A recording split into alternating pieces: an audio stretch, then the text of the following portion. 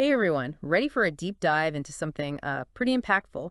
We're going to be exploring holistic growth and servant leadership today. It's a fascinating topic. It is. And we're using Zen Benefiel's book as our guide for this. Navigating Holistic Growth, the Servant Leader's Guide. Exactly. So we're really going to unpack how this different kind of leadership can transform individuals, organizations, even make a ripple effect out in the world.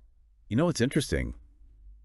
For a long time, organizational development was all about profits, Yeah, definitely. often at the expense of employee well-being, sometimes even ethics. I've totally seen that happen. Like some companies forget that there are actual humans behind those profit margins. Right. It's like profits above everything else. But there's this shift happening. Yeah, a more holistic approach is emerging, Oh, that's where bad. companies think about their impact on employees, communities, even the environment. Okay, so where does servant leadership fit into this? It sounds kind of like leading by serving others. Yeah, it might sound counterintuitive, but It does a little bit. a servant leader thinks about their success as intertwined with the success of their team. Okay, so rather than like clinging to power, they empower others. Exactly. Yeah. It's less about barking orders from the top, Yeah. more about understanding your team's needs Yeah. and helping them thrive. So it's like flipping the traditional power structure on its head. Yeah. The book talks about empathy and listening as being super important. Right. But those seem like pretty soft skills. How do they actually play out in the real world of leadership? Let's take empathy, for example. Yeah. A servant leader with empathy doesn't just acknowledge someone struggling. They actually try to understand their perspective and use that understanding to guide their actions. So it's like putting yourself in someone else's shoes and leading from that place of understanding. Precisely.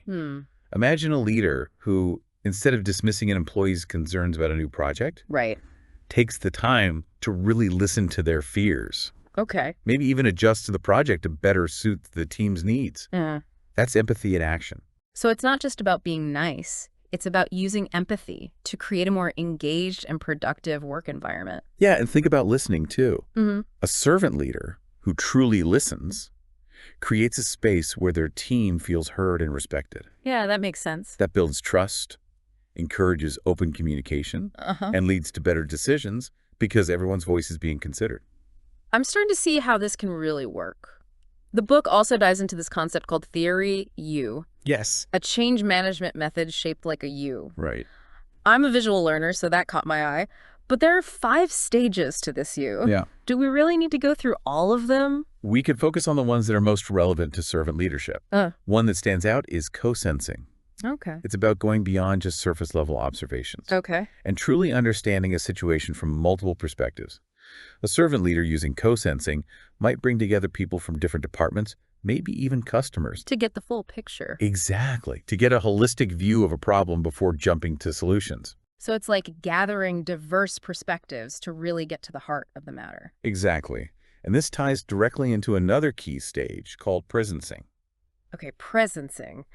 I gotta admit, that one sounds a bit out there. Like, how do you actually presence? It's about tapping into a deeper level of awareness, Okay. connecting with your intuition, your authentic self, and being present in the moment. Okay, so maybe taking a pause before reacting.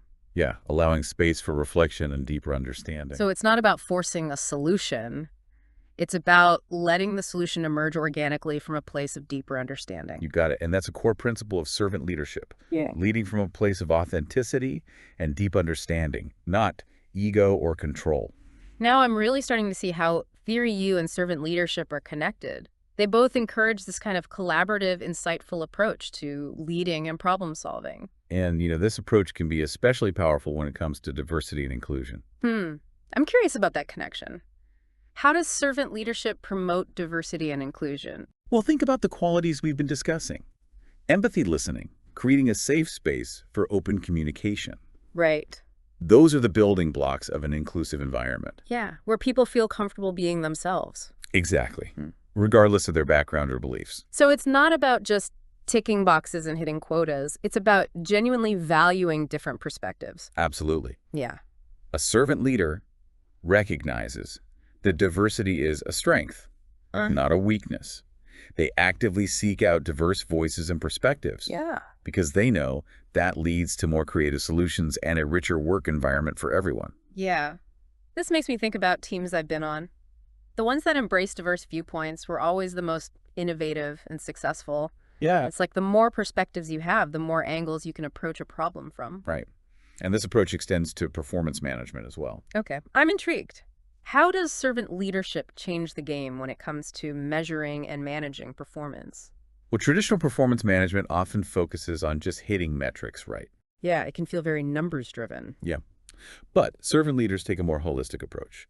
They recognize that true performance comes from individual growth and alignment with the organization's purpose. So it's not just about hitting targets, it's about helping people grow in a way that aligns with the bigger picture. Exactly. And this ties back to employee well-being. Okay, let's talk about well-being, because I think a lot of companies say they care about well-being, Right. but it often feels like lip service. How does a servant leader approach this differently? It's about creating a culture where well-being is truly prioritized, Okay. not just talked about. A servant leader might encourage flexible work arrangements, Okay. offer generous parental leave, or create opportunities for employees to connect and build community. So it's about recognizing that people are whole humans, not just workers. Right. It's about understanding that people have lives outside of work, Yeah. and those lives impact their performance. Have you ever worked in an environment where well-being was genuinely prioritized? No. I imagine it makes a huge difference in terms of morale and productivity. It does. Yeah. It creates a sense of loyalty and trust Yeah. that you don't often see in more traditional work And environments. this has been so eye-opening. We've gone from this big picture idea of holistic growth to the specific ways servant leadership can create positive change. Yeah. Not just for organizations, but for individuals, too. We've only just scratched the surface. I know, right?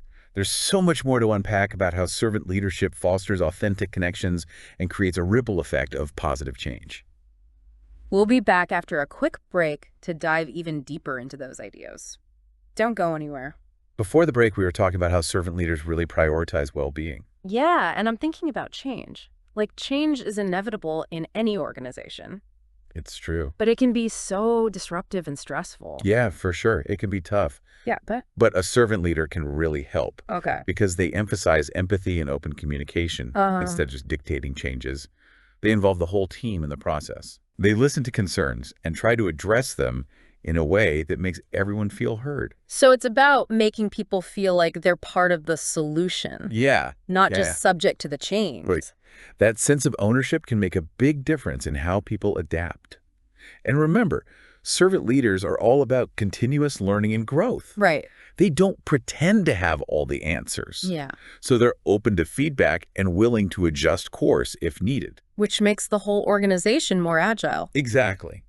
Can we go back to employee well-being for a sec? Sure. It's so much more than just perks or a ping pong table. It really is. It's about nurturing the whole person, Yeah. not just the employee. Yeah. So, promoting well-being might involve encouraging a healthy work-life balance, Right. offering resources for stress management or mental health, Mm. or even just creating a culture where people feel comfortable taking breaks and prioritizing their personal needs. That psychological safety is so important. It is. Knowing that you can take a break or even just say you're struggling without being judged. Yeah, exactly. Yeah. When people feel safe and supported, they are more engaged, productive, and creative. And they probably want to stay with the company longer, too. Right. Which reduces turnover and saves the company money. So investing in well-being is not just the right thing to do. It's good for business, too. Exactly. Yeah. And this leads us back to purpose-driven performance management. Okay. Remember, we touched on this earlier. It's about shifting the focus from just hitting metrics to aligning individual growth with the organization's overall purpose. We've all had jobs where we felt like cogs in a machine, I know, right? just doing work without knowing why it mattered. Yeah. But when you feel connected to a bigger purpose, it gives your work meaning. Totally. It's so motivating. It is. Instead of feeling pressured by deadlines, Right. you're driven by a desire to contribute to something meaningful. And servant leaders are really good at helping their team members find that connection. So they're helping people tap into their intrinsic motivation, which is way more powerful than any external reward or punishment. I got to ask about something that's been on my mind. What's that? The book mentions serendipity and synchronicity. Oh, yeah. Do you think those concepts actually play a role in leadership? I think they can, especially with servant leadership. How so? Well, servant leaders are open to new possibilities, Okay. and they trust their intuition. So they often notice those random events or chance encounters that can spark new ideas. So they're kind of like attuned to the flow of things. Yeah, trusting that sometimes the universe has a plan. Okay, but what about those of us who aren't quite that zen yet? Is there anything we can do to be more open to serendipity? I think it starts with being open to the unexpected, trying new things, Okay. stepping outside your comfort zone and connecting with new people. Mm. Cultivating a sense of curiosity can also make you more receptive to those aha moments. So it's about creating the conditions for those moments to happen, Right. not trying to force them. Exactly. And sometimes it's just about slowing down Mm. and paying attention to the little signs that are already there. We often miss them because we're so busy. I've definitely had those times where everything just seems to fall into place effortlessly, like Yeah. you're being guided by some invisible force. Maybe that's not just random. Maybe it's a sign that we're on the right track. Interesting. Okay, so let's shift gears a bit Okay. and talk about the last piece of the servant leadership puzzle, building authentic connections. That's a great topic. And it might seem a little out of place in a discussion about leadership, Yeah, it does a bit. but the book emphasizes how crucial these connections are. It argues that relationships are the foundation for everything in servant leadership. Okay. It's about building trust and rapport, not just with your team, but with everyone. So treating people like humans, not transactions. Exactly.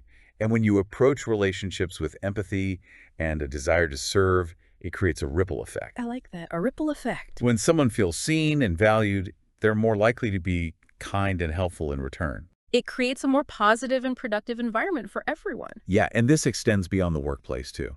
Okay, how so? Servant leaders often carry this approach into their communities. Okay. They see leadership as a chance to give back and make a positive impact. So it's about more than just their job title. Right. It becomes part of who they are. Their leadership spills over into all areas of their life. Exactly. And it all comes back to holistic growth. Yeah, It's not just about professional development. right. It's about personal, spiritual, and even societal growth. Servant leadership encourages us to be well-rounded and fulfilled individuals who make the world a better place. It's amazing how this deep dive has come full circle. It is. We started with organizational development and ended up exploring how servant leadership can transform our whole approach to life. Yeah, it's about being authentic, treating others with kindness, and using our influence to make a difference. It's a big shift in perspective. It is. Servant leadership challenges us to move away from traditional ideas about power and control and embrace a philosophy of service and empowerment. It reminds us that we're all connected Yeah. and that our actions have a ripple effect. This has been such an insightful look at Zen Benefiel's book. Navigating holistic growth. Yes, we've covered so much from the core principles of servant leadership to its practical applications. And we've learned that servant leadership is not just a set of skills. Right. It's a way of being. It's a choice to lead with empathy, authenticity, and a desire to serve others. So here's a final thought for everyone listening. If servant leadership creates a ripple effect, where could your ripple of positive change begin? What impact do you want to have on the world? What kind of leader do you want to be? Take these insights and use them to create your own ripple of positive change. Thank you for joining us on this deep dive. Until next time, keep learning, keep growing, and keep leading with purpose. We're back and ready to explore this idea of authentic connections. It might seem a little out of place in a deep dive about leadership. It might, but the book really stresses how important those connections are. They're the foundation for everything in servant leadership. Okay. It's all about building trust and rapport, not just with your team, but with everyone. So not treating people as transactions, but like actual humans. Right. And when you come at relationships with empathy and service, Yeah. it creates this ripple effect. Okay, I like that. A ripple effect. Think about it. When someone feels seen and valued, Yeah. they're more likely to be kind and helpful in return. So it creates a more positive environment for everyone. Exactly. And this goes beyond work, too. How so? Servant leaders often take this approach into their communities. Okay. They see leadership as a chance to give back and make a difference. So it's about more than just their job. Right. It becomes part of who they are. Their leadership spills over into all areas of their lives. Exactly. And it all goes back to holistic growth. Yeah. It's not just about growing professionally. It's about personal growth, spiritual growth, even societal growth.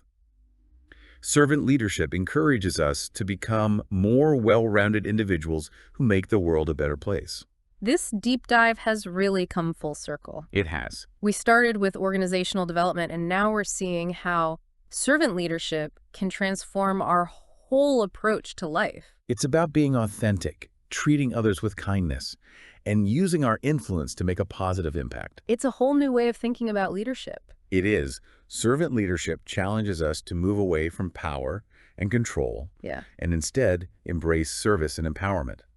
It reminds us that we're all interconnected Yeah. and that our actions have a ripple effect. This has been such a great exploration of Zen Benefiel's book. Navigating holistic growth. Exactly. We've learned so much about servant leadership and its real-world applications. And we've seen that servant leadership isn't just a set of skills. It's a way of being. It's a choice to lead with empathy, authenticity, and a genuine desire to serve others. So here's something to think about. If servant leadership creates a ripple effect, where could your ripple of positive change begin? What kind of impact do you want to have on the world? What kind of leader do you want to be? Think about it. Use these insights to create your own ripple of positive change. Thanks for joining us for this deep dive into servant leadership and holistic growth. Until next time, keep learning, keep growing, and keep leading with purpose.